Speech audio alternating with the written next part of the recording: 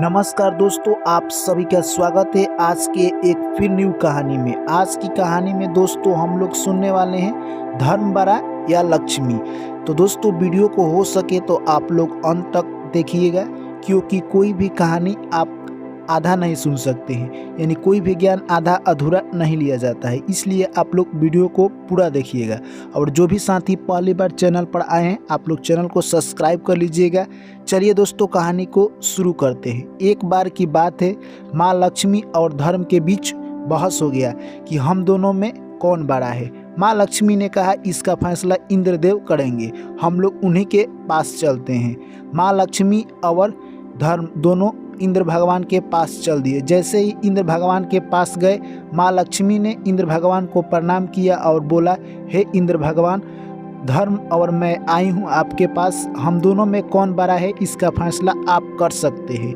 इतने में ही इंद्र भगवान ने मुस्कुराते हुए बोला कि इसका फैसला तो मैं नहीं कर सकता माँ लक्ष्मी, आप बड़ी है या धर्म, ये तो मेरे लिए संकट जैसा प्रश्न है, मैं इसका हल नहीं कर सकता हूँ। इसका हल एक पृथ्वी पर रहने वाला राजा विक्रमादित्य कर सकता है। आप उन्हीं के पास दोनों आदमी चले जाइए। वहाँ से माँ लक्ष्मी और धर्म दोनों एक ही साथ विक्रमादित्य के पास चल दिए। जैसे ही राज दरबार में पहुँचे, माँ लक्ष्मी ने बोला, हे राजन, मैं आपके दरबार में माता लक्ष्मी और धर्म के साथ आई हूँ। इन दोनों में कौन बड़ा है ये फैसला आपको ही करना है। माता बोली कि अगर मैं आपके पास नहीं रहती हूँ तो आप कंगाल हो जाइएगा और आपके पास खाने के लिए भी, दाने दाने के लिए भी आप तरस जाइएगा। यानी माँ लक्ष्मी आपके पास नहीं है तो आप अपना हालत समझ सकते हैं। इसके बाद धर्म बोला कि हे राजन, अगर धर्म आपके पास नहीं है तो आपका जीना अनर्थ है, यानी जीवन का कोई महत्व नहीं है। यह यानी माता लक्ष्मी और धर्म की बात सुनकर राजा बोला कि इन दोनों में हमें लग रहा है कि धर्म में बड़ा है, क्योंकि धर्म इंसान के पास नहीं रहता है तो उनका जीना व्यर्थ है, इसलिए मैं धर्म को बड़ा मानता हूँ। इतने में माँ लक्ष्मी यानी विक्रमादित्य से रूठ गई और बोली, मैं तुम्हारे पास से जा रही हूँ, अब तुम कंगाल हो जाओगे और तुम्हारा सारा राजपाट खत्म हो जाएगा। कुछ देर में माता लक्ष्मी वहाँ से चली गई और धीरे धीरे कुछ ही देर में राजा विक्रमादित्य के पास से जो भी राजपाट और धन दौलत था सब कुछ समाप्त हो गया। अब वहाँ से राजा ने सोचा कि हमें यहाँ नहीं रहना चाहिए, हमें भ्रमण के लिए चल देना चाहिए। राजा ने अपना घोड़ा और तलवार लिया और वहाँ से चल दिया। सबसे पहले राजा सोचे कि अपने बहन के घर ही चलकर अपने बहन से मिल लेता हूँ। जैसे ही अपने बहन के घर गए, वहाँ पर सैनिकों ने उन्हें घेर लिया और उनके बहन को आदेश दिया गया कि आपके भाई आए हैं। उनकी बहन ने बोला कि हमारे भाई किस हालत में आए हैं। सैनिकों ने कहा कि वो फटे कपड़े में आए हैं, जैसे कि लग रहा है कि उनके पास कुछ भी नहीं है। उनकी बहन ने बोला कि हमारे भाई का इंतजाम किया जाए और घोड़े वाले अस्तबल में उनको व्यवस्था किया जाए। घोड़े वाले अस्तबल में सैनिकों ने विक्रमादित्य को रखा और एक सूखी रोटी दे दी। जैसे ही सूखी रोटी दी खाने के लिए, विक्रमादित्य ने उस रोटी को धरती माँ के अंदर गड्ढा खोदकर रख दिया और वहाँ से वो चल दिए। जैसे ही वहाँ से वो गए यानी आगे बढ़े, उनका एक दोस्त का घर था। सोचे कि अपने दोस्त के घर भी मिल लूँ। जैसे ही अपने दोस्त के घर गए, उनका दोस्त ने भव्य स्वागत किया और उनको खाने के लिए खाना लिया कर दिया। जैसे ही राजा विक्रमादित्य ने खाना शुरू किया, यानी उनके दोस्त की पत्नी का हार एक खूंटी पर टांगा था, जो कि जैसे ही वो खाना शुरू किया, खूंटी ने उस हार को निगलना शुरू किया। जैसे जैसे वो खाना खाते गए, खूंटी ने उस हार को पूरा निगल गया।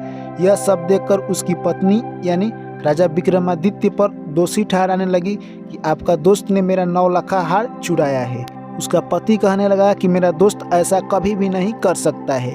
पर कुछ देर के बाद वहाँ से विक्रमादित्य चल दिए। जैसे ही वो आगे बढ़े, आगे जा ही रहे थे, शाम हो गई। उन्होंने सोचा क्यों ना यहीं पर आराम कर लिया जाए। विक्रमादित्य एक पेड़ के नीचे आराम करने लगे। इतने में उधर से 2 चोर चोरी कर बहुत सारे गहने लेकर आ रहे थे और विक्रमादित्य के पास आकर गहने रख दिए।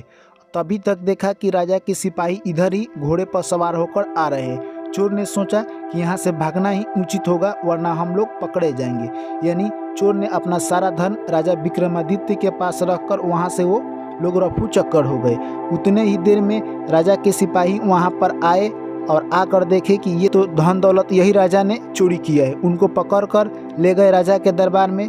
राजा ने कहा कि इसका हाथ पैर काट दो, क्योंकि ये हमारा धन का सारा चोरी किया है। विक्रमादित्य ने अपने सफाई में कुछ भी नहीं बोला और उनका हाथ पैर काटकर एक चौराहे पर बैठा दिया गया। चौराहे पर इसलिए बैठाया गया, जो भी इधर से आएगा और जाएगा देखेगा कि चोरी का क्या हश्र होता है। यह देखकर लोग की रूह कांप जाती थी।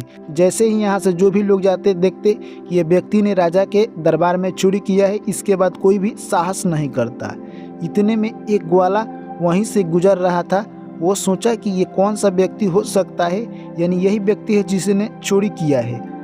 इसीलिए इनके राजा ने पैर और हाथ दोनों काट दिए। इतने में विक्रमादित्य ने कहा, हे ग्वाला, आप मुझे थोड़ा सा पानी पिलाते जाओ।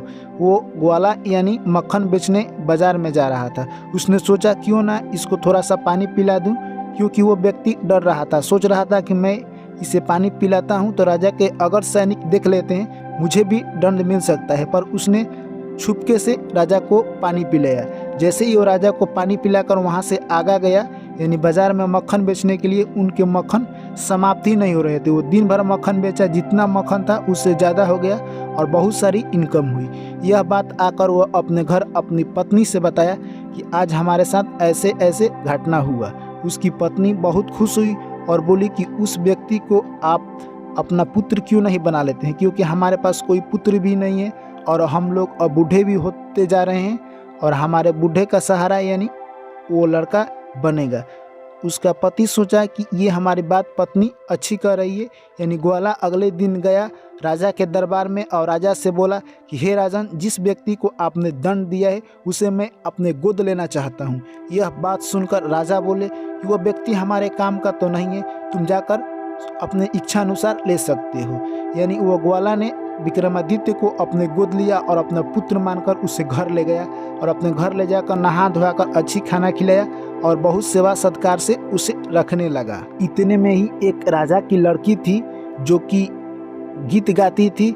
तो रात के यानी कहे तो शाम के जो भी दिया होते थे जलते थे और रात में सोने के समय जो गीत गाती थी उसे दिया बुझ जाते थे। उतने में ही जो विक्रमादित्य थे वो भी रात अनुराग गाते थे, दीपक फिर से जल उठते थे। वो लड़की समझती थी कोई ना कोई इस राज्य में है, यानी विक्रमादित्य यहीं पर कहीं पर है जो कि गाते हैं, तो यानी दीपक फिर से जल उठता है। वो लड़की सोचने लगी कि उनसे कभी ना कभी मैं मुलाकात करूंगा।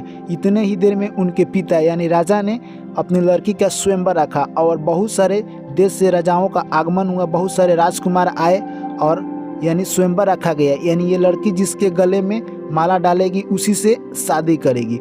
स्वयंवर में विक्रमादित्य भी पहुँचे। विक्रमादित्य उस हालात में पहुँचे थे यानी उनको एक कोने में अपाहिज की तरह रखा गया था, क्योंकि वो राजकुमार फिलहाल के लिए नहीं थे। जैसे ही वो लड़की आई वरमाला लेकर, बहुत सारे राजाओं को देखती है और विक्रमादित्य को वो ढूंढने लगती हैं, परंतु विक्रमादित्य उन्हें कहीं नजर नहीं आते हैं। एक कोने में देखती है कि एक अपाहिज तरह का एक व्यक्ति बैठा हुआ है। वहीं पर वो लड़की जाती है और विक्रमादित्य को गले में हाथ डाल देती है। यह सब देखकर जो भी राजा वहाँ पर उपस्थित थे यानी वो राजा से बोलते हैं कि आपने हमें क्यों बुलाया, यानी अपमान करने के लिए बुलाया। अगर आपका लड़की इस अपाहिज से शादी करना चाहती थी तो आपने आखिरकार स्वयंवर क्यों रखा। यह सुनकर राजा बोले कि इसमें हमारा कोई दोष नहीं है। अगर हमारा लड़की जिसके गले में माला डाली है उसी से वो शादी करेगी, इसमें हम कुछ नहीं कर सकते हैं।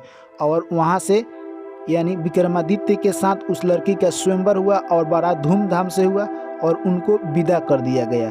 यानी वो फिर राजा विक्रमादित्य अपने घर यानी कहे तो ग्वाला के घर गए और अपना जीवन वहीं पर बिताने लगे।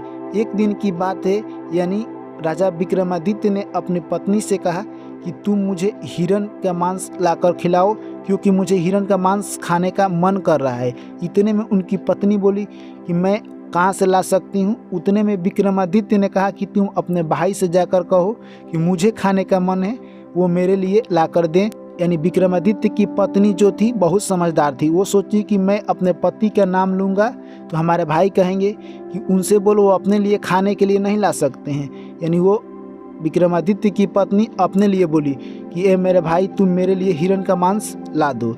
इतने में यानी उसका भाई बोला कि तुम्हारा पति नहीं ला कर दे सकता है। यानी यह बात जैसे ही बोला वहाँ से उसकी बहन चली आई विक्रमादित्य के पास और बोली कि वो लोग नहीं ला रहे हैं। यह सब बात सुनकर यानी विक्रमादित्य ने अपनी पत्नी से बोले कि तुम जाओ और मेरा घोड़ा और मेरा तलवार है वो लेकर आओ। जैसे ही विक्रमादित्य की पत्नी घोड़ा और तलवार को लेने के लिए गई, घोड़ा काफ़ी गुस्सा था और विक्रमादित्य के पत्नी को 2-3 लात यानी कहे तो मार दिया। जैसे ही विक्रमादित्य के पत्नी ने एक लाल रुमाल दिखाया, उससे घोड़ा शांत हो गया और घोड़ा और तलवार को लेकर आई और विक्रमादित्य को उस घोड़े पर बहुत सारे लोगों की सहारा से बैठाया गया और तलवार उनको दिया गया। जैसे ही घोड़े पर सवार हुए विक्रमादित्य, उनके पैर और हाथ चमत्कारी रूप से ठीक हो गए। यह सब देखकर ग्वाला काफ़ी खुशी हुआ और उसके पत्नी भी काफ़ी खुशी हुई। बोली ये सब कैसे हुआ।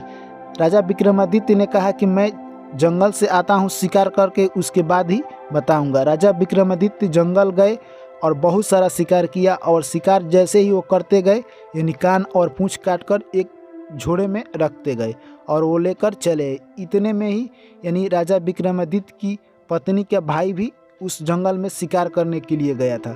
वो शिकार करने के लिए गया था तो देखा कि अभी अभी ताज़ा ताज़ा कोई शिकार किया है। जो भी मारे गए थे हिरन, उनको सभी को उठाकर यानी झोड़े में रखता गया और वो भी अपने घर चला आया। विक्रमादित्य घर आए और अपने पत्नी से बोले कि जाओ तुम अपने भाभी से बोलना कि जो भी भैया शिकार किए हैं उनको मुझे देखना है। जैसे ही वो जाकर बोली, उनकी भाभी बोली इसमें क्या है, तुम जाकर देख लो। जाकर जैसे ही देखी कि बहुत सारा हिरन मेरा भाई मार कर लाया है। इतने में राजा विक्रमादित्य की पत्नी थी जो कि झोड़े में पूंछ और कान लेकर गई थी। बोली कि इनका पूंछ और कान कहाँ पर है। तो उनकी भाई बोली कि मुझे क्या पता, तुम्हारे भैया मार कर लाए हैं, वो जानते होंगे। इतने में ये झोड़े से उछल दी और दिखाई कि देखो ये सब मेरा पति का कारनामा है जो कि हमारा भाई उठाकर सिर्फ लाया। ये सब जितना भी शिकार हुआ है मेरे पति ने शिकार किया है। ये सब कारनामा देखकर राजा भी अचंभित रह गए और सोचे कि यानी राजा विक्रमादित्य की पैर और हाथ आ गया है, यानी उन्हें अपने राज दरबार में बुलाया गया और राजा विक्रमादित्य से माफ़ी मांगने लगे कि हमने आपके साथ बहुत सा गलत व्यवहार किया है, इसके लिए आप हमें माफ़ी कर दीजिए। इतने में राजा विक्रमादित्य ने कहा कि हे राजन, आपने कोई गलती नहीं किया है, आप जो करना चाहिए आप वही किए हैं, इसके लिए माफ़ी मांगने की कोई ज़रूरत नहीं है। यानी राजा विक्रमादित्य और उनकी पत्नी राज दरबार में कुछ दिन तक रहे। राजा ने उनका भव्य स्वागत किया। राजा विक्रमादित्य ने कहा कि मुझे अब अपने घर चले जाना चाहिए। जाते समय राजा ने उनको बहुत सारा धन दौलत दिया और उन्हें बहुत खुशी पूर्वक विदाई किया। जैसे ही राजा विक्रमादित्य अपने घर लौट रहे थे, उन्होंने सोचा क्यों ना अपने दोस्त से मिलते चलूं। उन्होंने सबसे पहले अपने दोस्त के घर गए और जैसे ही गए फिर उनका दोस्त भव्य स्वागत किया और फिर खाना लिया कर दिया। राजा फिर खाना शुरू किए। जैसे ही उस खूंटी में से यानी नौलखा हार फिर धीरे धीरे वापस आता गया और जैसे ही राजा ने संपूर्ण खाना खा ली, हार बाहर आ गया। यह देखकर उसकी दोस्त के पत्नी ने सोचा कि ये हार खूंटी निकल गया था और मैंने इस राजा को गलत ही यानी इल्जाम लगाया था कि ये चोरी किया। वहाँ से फिर राजा विक्रमादित्य अपनी बहन के पास गए और जैसे ही अपने बहन के पास गए यानी उनके बहन के दरबार में सूचना दिया गया कि राजा आपसे मिलने के लिए आए। उनकी बहन ने बोला कि मेरा भाई किस हालत में आ रहा है। सैनिकों ने बताया कि वो बहुत सारे घोड़े और सैनिक के साथ आए हैं, यानी वो राजा जैसे दिखाई दे रहे हैं। इतने में उनका बहन ने किया उनके राज दरबार में बुलाकर भव्य स्वागत किया जाए। जैसे ही राजा विक्रमादित्य अपनी बहन के पास यानी राज दरबार में पहुँचे, उनकी बहन आई तो राजा विक्रमादित्य ने कहा कि मुझे अस्तबल रूम में ले चलिए और वहाँ पर गए और बोला, हे धरती माँ, आपको जो मैंने रोटी दिया था वो सही सलामत है, आप मुझे वो दे दीजिए। और जैसे ही रोटी आया, राजा विक्रमादित्य ने अपनी बहन को दिखाया कि मैं उस समय आया था तो तुमने तो मेरा ऐसा ही स्वागत किया था, मुझे सूखी रोटी भेजी थी खाने के लिए और इस समय इतना भव्य स्वागत क्यों। इसके बाद उनकी बहन बोलती हैं कि आप उस बात को क्यों याद करते हैं। इतने में राजा विक्रमादित्य ने कहा, अपनों के साथ ऐसा व्यवहार नहीं किया जाता है, चाहे समय खराब हो या ठीक हो, तुमने तो मेरे साथ गलत व्यवहार किया है। यह बात कहकर राजा विक्रमादित्य वहां से अपने घर के लिए चल दिए। जैसे ही वो अपने घर जा रहे थे, रास्ते में माँ लक्ष्मी खड़ी थी उनके स्वागत के लिए और माँ लक्ष्मी ने कहा, हे राजन, आपने तो अपना कर्तव्य दिखाया है, मैं आपकी परीक्षा ले रही थी, आप अपने परीक्षा में सफल हुए, यानी आपने इतना सारा कठिनाइयों का सामना करते हुए आप अपने धर्म पर अड़े रहे, इसलिए जहाँ पर धर्म रहेगा वहीं पर माता लक्ष्मी भी रहेगी। यह बात माता लक्ष्मी ने विक्रमादित्य से कहा और विक्रमादित्य ने माता लक्ष्मी को प्रणाम किया। वहाँ से माता लक्ष्मी अंतर ध्यान हो गई। तो दोस्तों इस कहानी से हमें क्या सीख मिलती है? दोस्तों इस कहानी से हमें यही सीख मिलती है कि इंसान को अपने धर्म पर अड़ा रहना चाहिए, यानी अपने धर्म के प्रति जागरूक सतत प्रयास करते रहना चाहिए। तो ये कहानी आपको कैसे लगी कमेंट करके हमें जरूर बताइए। चलिए आप लोग से मिलते हैं नेक्स्ट कहानी में। Thank you, take care, bye bye.